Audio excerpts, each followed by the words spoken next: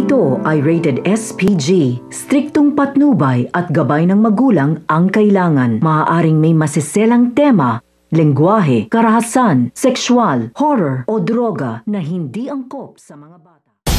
Kinausap nga nito ni Giselle ang kanilang abogado kung may magagawa nga raw ba sila na mabawi nga ang Apex dito nga kay Moira. Subalit ayon nga dito nga sa abogado nga nila ay mahihirapan nga silang mabawi ito dahil lehitimo nga lahat ng mga papeles na ipinakita nga nito ni Moira na may pirma nga nito ni Doc Tanyag. Kaya naman kinausap nga nito ni Giselle ito nga si Zoe upang kausapin ng kanyang kapatid. Subalit hindi nga pinayagan nga nito ni Zoe na makausap nga niya ito nga si Giselle at binamaan niya nga ito ng telepono. Kaya naman kinukutuban na nga siya na magkasabot nga mag-ina at hindi nga siya papayag na ganun-ganun na lamang at posibilidad maisipan naman nga nito ni Giselle na lungkat nga siya ng mga papeles dito nga sa opisina ng kanyang kapatid na si Obeng at makita niya nga itong ang DNA test na nagpapatunay na hindi nga anak nito ni Obeng ito nga si Zoe at ito nga ang gamitin nga niyang katibayan na wala nga karapatan nga ito nga mag-ina sa pamilya ng